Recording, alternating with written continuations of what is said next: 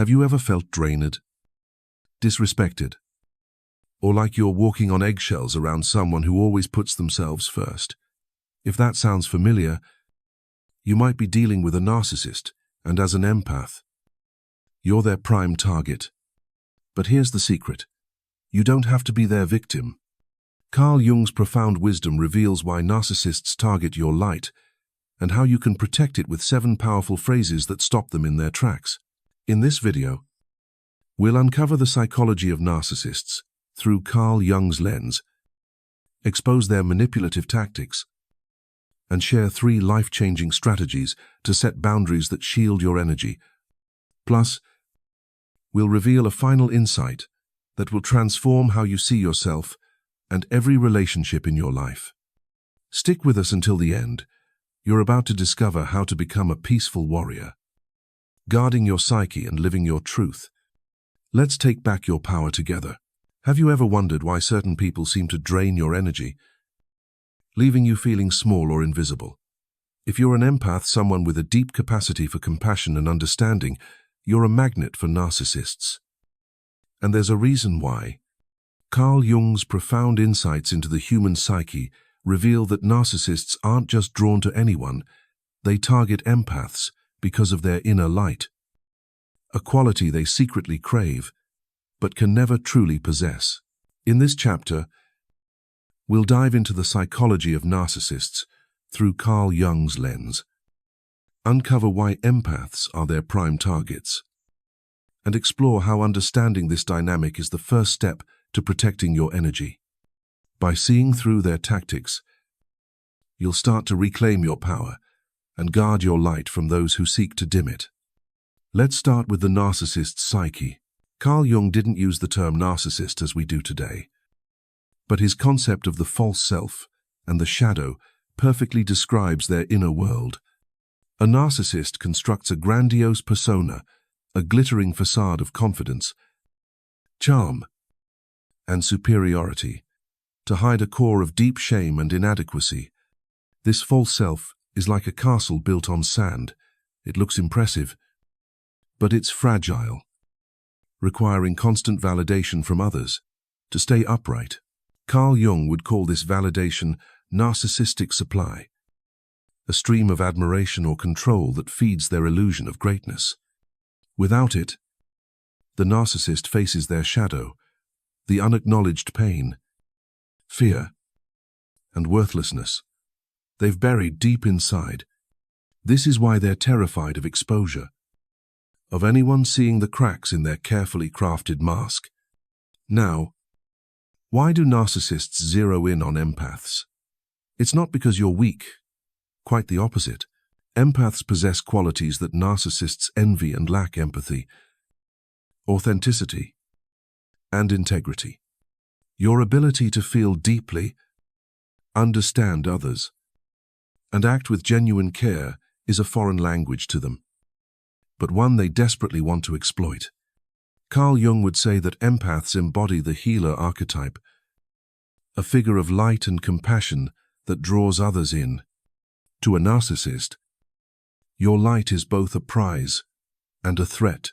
They want to bask in it, control it, or if they can't have it, destroy it so it doesn't remind them of their own emptiness. This isn't random cruelty. It's a predatory calculation, like a wolf stalking the strongest member of the herd, not the weakest. Let's meet Emma, a 8-year-old social worker who's a classic empath. Emma pours her heart into helping others, always seeing the best in people. But her friend Lisa, a narcissist, constantly demands her attention, texting at all hours, guilt-tripping Emma when she sets limits, and dismissing her achievements with backhanded compliments like, "Wow, you're so sweet, but you're too soft for the real world." Emma feels drained, questioning her worth. Yet she keeps trying to fix the friendship, hoping Lisa will change. This is the narcissist's trap. They exploit your empathy to keep you tethered to their chaos, feeding their false self while dimming your light. Carl Jung's concept of the shadow explains this dynamic perfectly. The narcissist's shadow, their unacknowledged shame and insecurity, drives them to project their flaws onto others. When Lisa belittles Emma, she's not just being mean. She's projecting her own feelings of inadequacy, trying to make Emma feel small to prop up her fragile ego.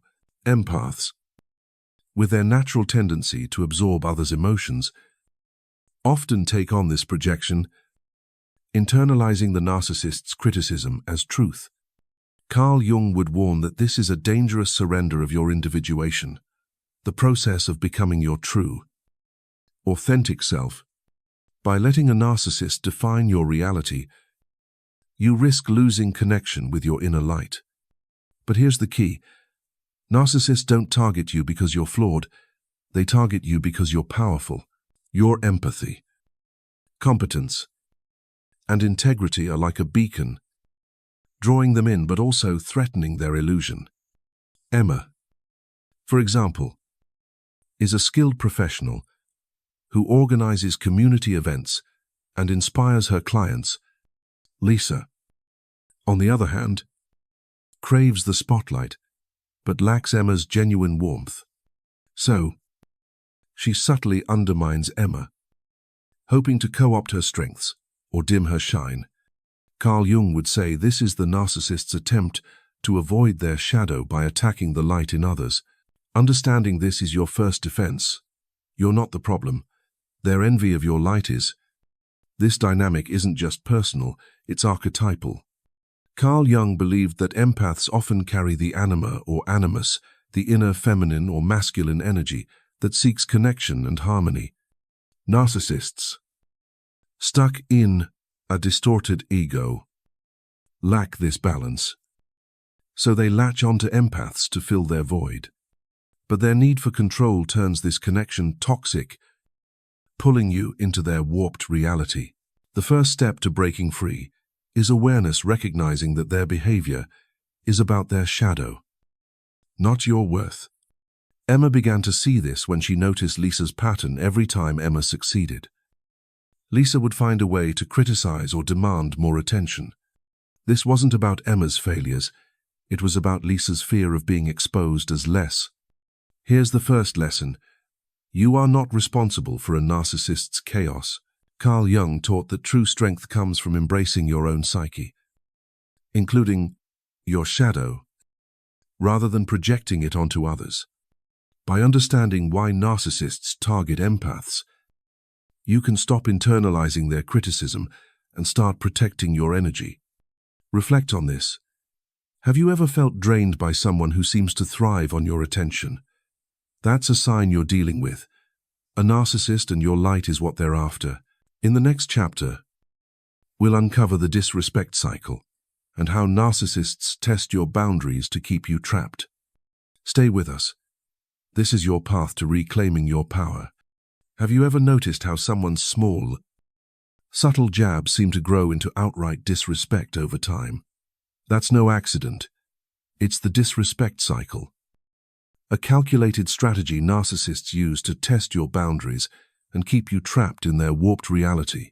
In this chapter, we'll uncover how narcissists systematically erode your confidence through subtle manipulations, using Carl Jung's insights to reveal their tactics. By recognizing this cycle, you'll see how they pull you into their game and learn how to stop it before it escalates. Let's break it down with a real-life story to show you how this cycle works and why spotting it is your key to protecting your light. Narcissists don't start with bold attacks. They begin with small, calculated probes to test your limits. Carl Jung's concept of the false self helps us understand why their grandiose persona depends on controlling the narrative. And they need to know how much you'll tolerate to maintain their illusion of power. These probes are subtle, often disguised as harmless comments or behaviors, a backhanded compliment, a forgotten promise, or a joke that stings just a little. These are their experiments. They're asking, will you let this slide? Can I push further if you don't push back? You've just given them a blueprint of your boundaries, and they'll use it to escalate their disrespect. Let's revisit Emma, the 28-year-old social worker we met in Chapter 1. Her colleague Tom, a narcissist, starts testing her boundaries in small ways. During a team meeting, he makes a sly comment. "Emma, your presentation was cute, but it's a bit too idealistic. Don't you think?" The team chuckles, and Emma, not wanting to make a scene, brushes it off with a smile. That's the first probe. By letting it go, Emma signals to Tom that she'll tolerate subtle disrespect. A week later, he forgets to include her in a key email chain, claiming it was an oversight. Again, Emma excuses it, thinking he's just busy. But soon, Tom's behavior escalates. He interrupts her in meetings, dismisses her ideas, and even criticizes her work in front of the team, saying, "Emma, maybe stick to what you're good at." Each step is a deliberate test, building on her silence to normalize disrespect. Carl Jung would explain this as the narcissist's attempt to impose their distorted reality on you. Their false self thrives on control, and every time you accept a small violation, you're agreeing to play by their rules.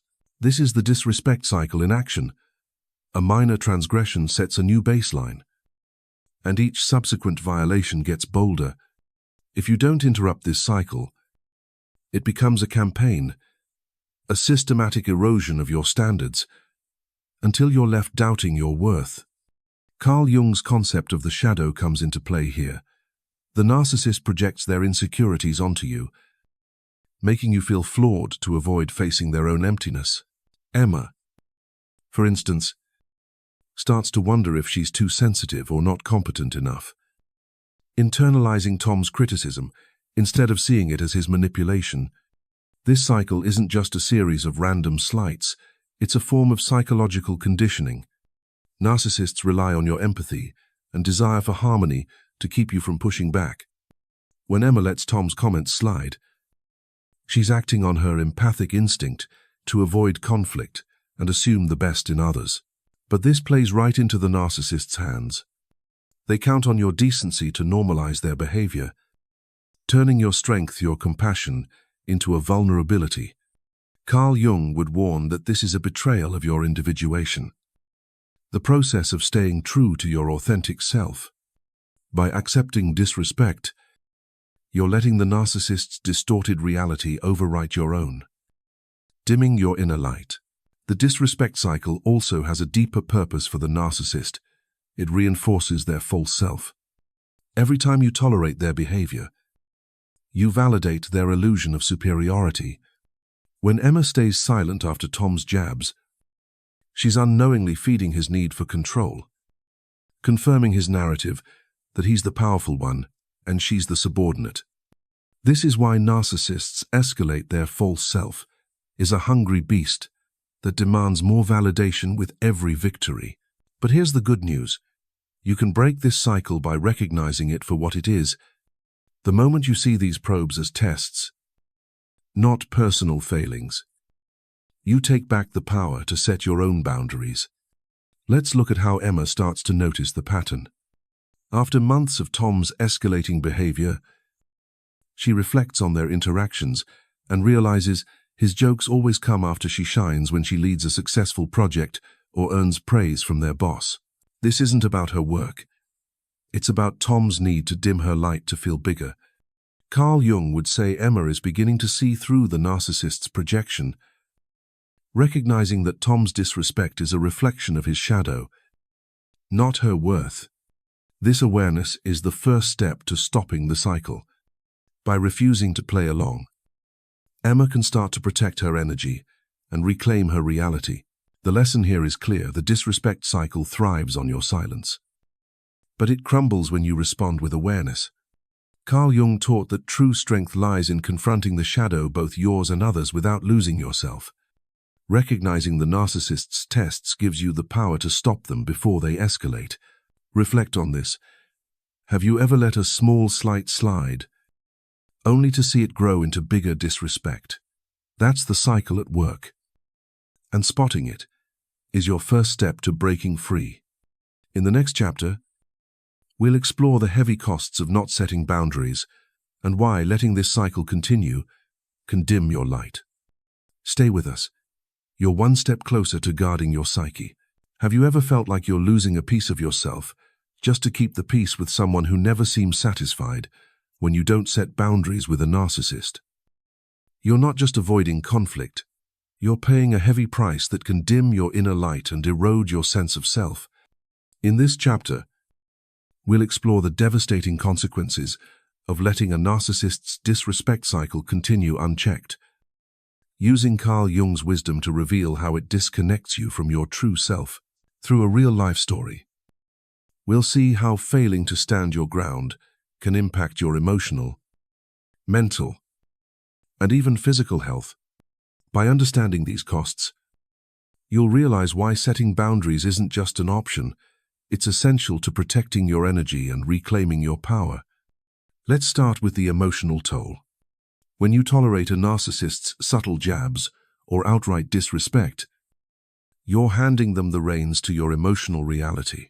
Carl Jung's concept of individuation, the journey to become your authentic self, teaches that your inner light thrives on self-respect and truth. But every time you let a narcissist's manipulation slide, you betray that truth, creating a rift within your psyche. This betrayal breeds anxiety, self-doubt, and a gnawing sense of guilt. As you start to feel like you're not enough, the narcissist's goal is to keep you trapped in their distorted reality, where their false self reigns supreme, and your emotional turmoil becomes fuel for their ego. Take Emma, our 8-year-old social worker from earlier chapters. Her colleague Tom's disrespect cycle, starting with sly comments and escalating to public criticism, has left her emotionally drained. After months of excusing his behavior, Emma feels anxious before every team meeting, second-guessing her ideas and worrying about Tom's next jab. She starts to internalize his narrative. Maybe she is too idealistic, not competent enough, or overly sensitive. This self-doubt is exactly what Tom wants. It keeps Emma tethered to his control, feeding his false self while dimming her confidence. Carl Jung would say, Emma's failure to set boundaries is stalling her individuation, pulling her away from her authentic self and into the narcissist's shadow. The mental cost is just as severe. When you don't push back against a narcissist's manipulation, you start to question your own reality. Carl Jung warned that surrendering to someone else's narrative can disconnect you from your personal unconscious, the wellspring of your intuition and truth. Narcissists are masters of gaslighting, making you feel like the problem lies with you, not them. This creates a mental fog where you lose clarity, unable to trust your own perceptions. For Emma, Tom's constant interruptions and dismissals make her wonder if her contributions are worthless. She spends hours replaying their interactions, trying to figure out what she did wrong, only to spiral into confusion and exhaustion. This mental toll isn't just frustrating, it's a deliberate tactic to keep you off balance, ensuring the narcissist's control. Perhaps the most surprising cost is physical. Carl Jung believed the psyche and body are deeply connected, and suppressing your truth can manifest as physical symptoms. Chronic stress from tolerating a narcissist's disrespect can lead to fatigue, headaches, or even a weakened immune system. Emma, for instance, starts experiencing insomnia and tension headaches after months of enduring Tom's behavior. She visits a doctor, who finds no clear medical cause. But Carl Jung would argue these symptoms are her psyche crying out for protection. By not setting boundaries, Emma is carrying the emotional weight of Tom's manipulation, and her body is paying the price. Have you ever felt physically drained after dealing with a difficult person? That's a sign your psyche is begging you to stand up and protect your light. The deepest cost is spiritual, a loss of connection to your purpose. Carl Jung taught that individuation is about aligning with your unique path, your inner calling. When you let a narcissist define your worth, you drift further from that path, feeling empty and disconnected. Emma, once passionate about her work, starts to lose her spark. She dreads going to the office, avoiding projects she used to love because they might trigger Tom's criticism. This isn't just about one relationship, it's about losing the fire that makes you, you. Carl Jung would call this a crisis of the soul, where the narcissist's false self overshadows your authentic light, leaving you feeling hollow and purposeless. But here's the critical insight. These costs aren't your fault.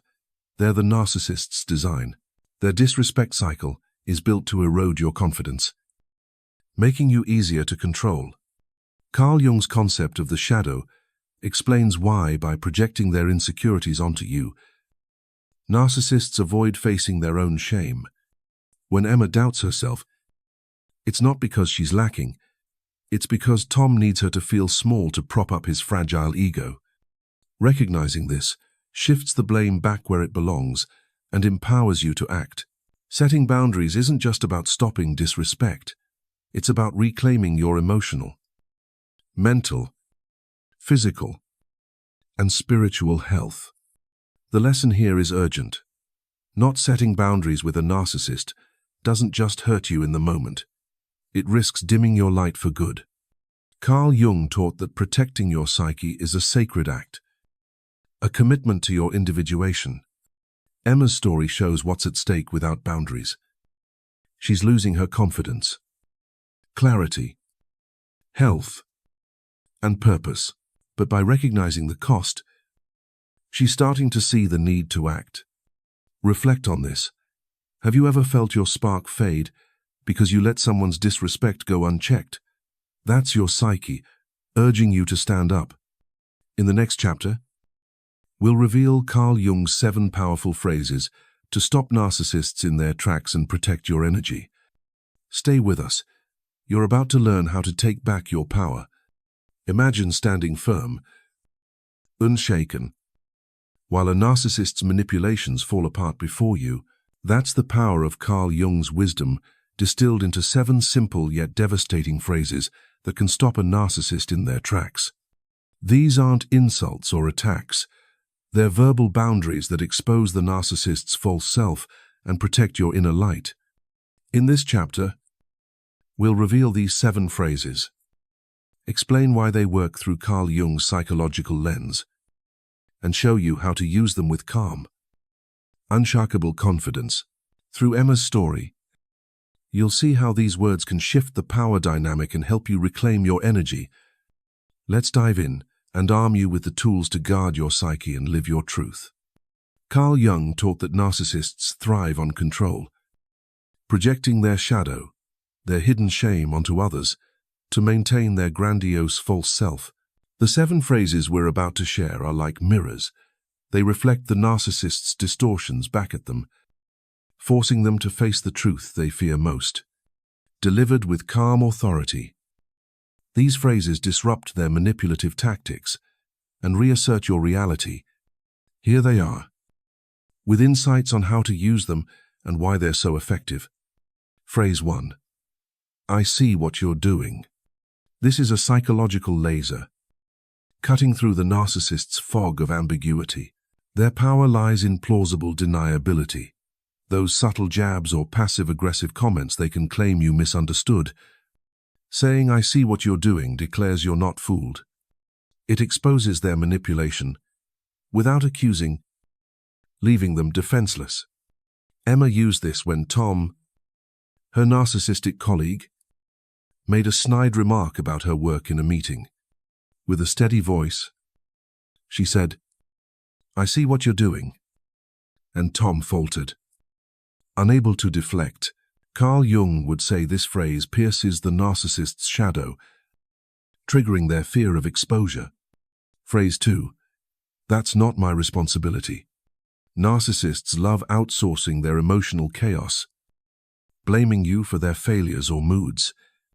This phrase hands that burden back, drawing a clear line around your sovereignty. It's not cruel, it's a refusal to enable their dysfunction. When Tom tried to guilt Emma for not covering his missed deadline, she calmly said, "That's not my responsibility." The shock on his face showed it worked. Carl Jung's lens reveals why this phrase forces the narcissist to confront their own shadow, the chaos they avoid by projecting onto you. Phrase 3. I won't be spoken to that way. This is a non-negotiable standard, a decree that sets the price of interacting with you. Respect, delivered calmly. It's not an invitation to argue, but a statement of self-worth. When Tom interrupted Emma in a team meeting, she looked him in the eye and said, "I won't be spoken to that way." The room went silent, and Tom backed off. Carl Jung would call this an act of individuation, asserting your authentic self against the narcissist's distorted reality. Phrase 4. Your feelings about this are not my problem. Narcissists weaponize their emotions, rage, tears, or victimhood to control you. This phrase cuts that cord, declaring your emotional independence. It's not about dismissing their feelings but refusing to manage them. When Tom threw a tantrum over a project decision, Emma said, "Your feelings about this are not my problem." He was stunned, unable to pull her into his drama. Carl Jung would say this disrupts the narcissist's projection, forcing them to face their own emotional chaos. Phrase 5. I don't need to justify myself to you. Narcissists trap you in endless arguments, demanding you explain your every choice.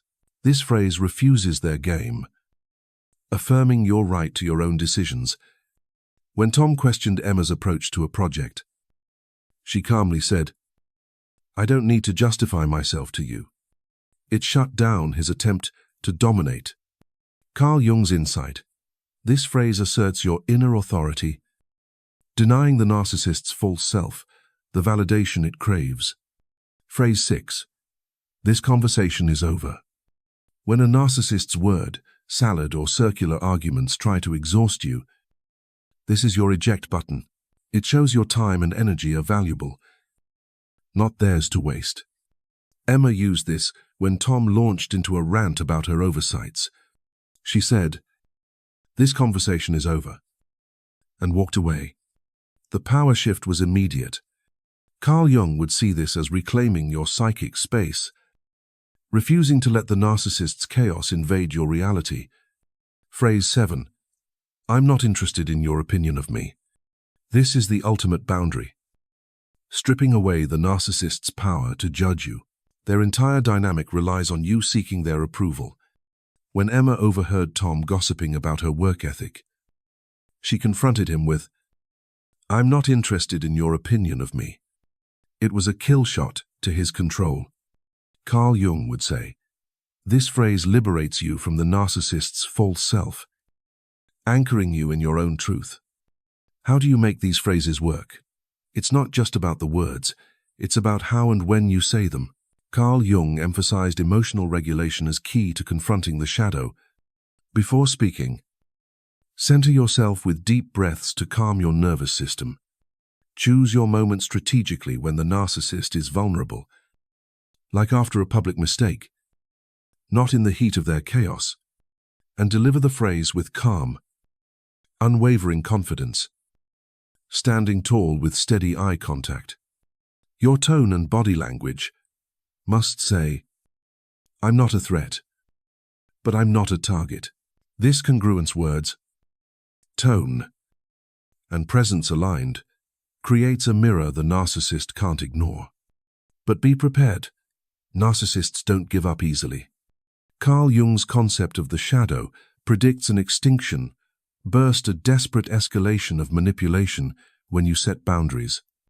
Tom, for instance, tried love-bombing Emma with compliments after she used these phrases, then spread rumors when that failed. Emma held firm, repeating her boundaries calmly. This consistency is key. If you waver, the narcissist learns your no can become a yes. By staying steady, you force them to face their shadow, which their false self can't sustain. The lesson here is transformative. These 7 phrases aren't just words, they're acts of psychological sovereignty. Carl Jung taught that confronting the shadow, both yours and others, is the path to individuation. By using these phrases, you're not just stopping disrespect, you're reclaiming your reality and protecting your light. Emma's story shows the power shift her calm boundaries, silence Tom's manipulations, restoring her confidence. Reflect on this. Have you ever wanted to shut down someone's disrespect but didn't know how? These phrases are your tools.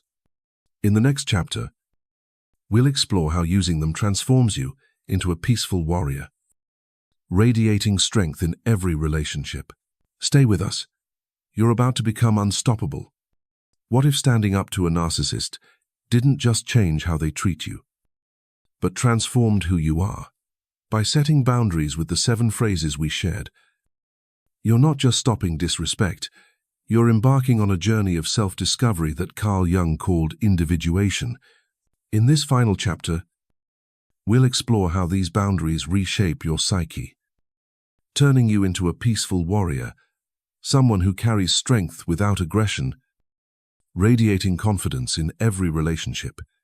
Through Emma's story, we'll see how this transformation ripples outward, inspiring others and breaking cycles of toxic behavior.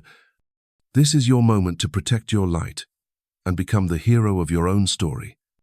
Let's dive into the power of becoming your true self.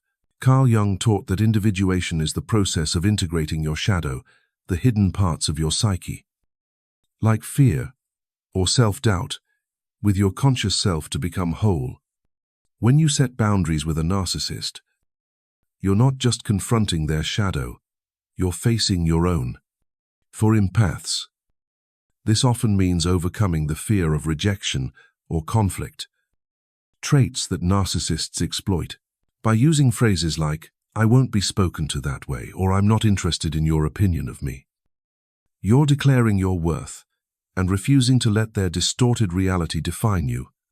This act of courage rewrites your self-concept, shifting you from a victim of manipulation to a guardian of your own psyche.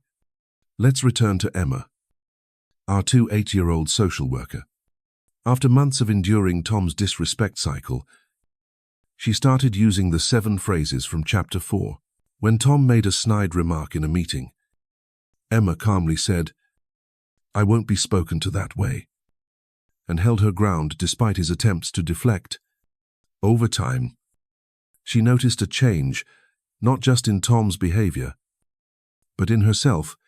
She stood taller, spoke with more confidence, and stopped second-guessing her worth. Emma began practicing daily meditation to center herself, using Carl Jung's idea of connecting with the personal unconscious to stay grounded in her truth. This wasn't just about handling Tom, it was about becoming a version of herself who could face any challenge with calm strength. This transformation is what Carl Jung would call a victory of individuation.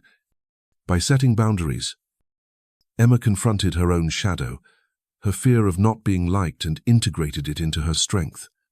She became a peaceful warrior, carrying a metaphorical sword of truth that she only unsheathes when necessary. This doesn't mean she became aggressive or cold. Rather, she learned to balance compassion with self-respect, protecting her light without dimming it for others. Her newfound confidence had a ripple effect. Colleagues noticed her assertiveness and began speaking up against Tom's manipulations, creating a healthier team dynamic. Emma's courage inspired others to protect their own energy, showing how one person's transformation can shift an entire environment. But this journey isn't without challenges. Carl Jung warned that confronting the shadow, both yours and the narcissist's, can be a battle. When Emma set boundaries, Tom didn't back down easily. He tried love bombing with flattery, then escalated to spreading rumors about her work ethic. This extinction burst, as Carl Jung's psychology predicts, is the narcissist's desperate attempt to regain control. When their tactics fail, Emma stayed consistent, repeating phrases like, This conversation is over when Tom pushed back. Her steadfastness paid off. Tom's manipulations lost their power, and he began treating her with cautious respect. In some cases, like Emma's, the relationship may improve. In others, the narcissist may leave when they can no longer control you. Either way, the victory is yours. You've reclaimed your mental sovereignty. This transformation goes beyond one relationship. It reshapes how you navigate the world. Carl Jung believed that individuation makes you a beacon of authenticity, attracting healthier connections and repelling toxic ones. Emma's newfound strength filtered her relationships. Supportive colleagues grew closer, while those who thrived on her old people-pleasing ways drifted away. This pruning, though painful, is liberating. It's what Carl Jung called living in alignment with your true self. Free from the need for external validation, you become a walking lesson, showing others, friends, family, even your children, what it means to live with integrity. By saying no to a narcissist, you're breaking generational patterns of dysfunction, creating a legacy of freedom. The power of becoming a peaceful warrior lies in its balance. Carl Jung described this as embodying the hero archetype, not a reckless fighter, but a wise protector who wields strength with purpose. You don't set boundaries to dominate others. You do it to create a safe space where your light can thrive. Emma, for example, I didn't just stop Tom's disrespect. She began mentoring younger colleagues, sharing her confidence and helping them set their own boundaries. This is the ultimate gift of individuation. Your strength inspires others to find theirs, creating a ripple effect of empowerment. Reflect on this. Have you ever felt a spark of courage after standing up to someone toxic? That's the peaceful warrior within you, waking up. The lesson here is profound. By setting boundaries with a narcissist, you're not just protecting your energy, you're forging a new version of yourself. Carl Jung's wisdom shows that this journey is about more than handling difficult people. It's about becoming the hero of your own story. A peaceful warrior who guards their psyche with unwavering truth. Emma's transformation proves it by standing firm. She didn't just change her dynamic with Tom, she changed how she sees herself and how others see her. In the next chapter, we'll wrap up with a powerful call to action to help you embrace this strength and live as the guardian of your own light. Stay with us. You're on the verge of becoming unstoppable. You've just unlocked the secret to standing up to narcissists and protecting your inner light with Carl Jung's profound wisdom. By understanding their psychology, recognizing their disrespect cycle, and wielding those 7 powerful phrases, you're no longer a target. You're a peaceful warrior, a guardian of your own psyche. The costs of not setting boundaries are clear emotional drain, mental fog, and a dimming of your spark. But with these tools, you've taken the first steps to reclaim your power, live your truth, and transform not just your relationships, but who you are. Emma's story shows it's possible by standing firm. She didn't just stop Tom's manipulations, she became a beacon of strength, inspiring others to do the same. Now, it's your turn. This journey isn't just about handling narcissists, it's about becoming the hero of your own story, radiating confidence and authenticity in every corner of your life. So, here's your challenge. Take one of those 7 phrases and use it the next time a narcissist tests your boundaries. Start small. Stay calm. And watch the power shift. Reflect on this. Have you ever stood up to someone toxic and felt your inner strength grow? Share your story in the comments below. We'd love to hear how you're protecting your light. If this video resonated with you, give it a thumbs up. Hit that subscribe button and ring the bell for more Jungian insights on Jung Psyche Hub. Want to dive deeper? Check out our videos on facing your shadow or healing from toxic relationships. Links are in the description. Be the light No narcissist can dim. Your transformation starts now.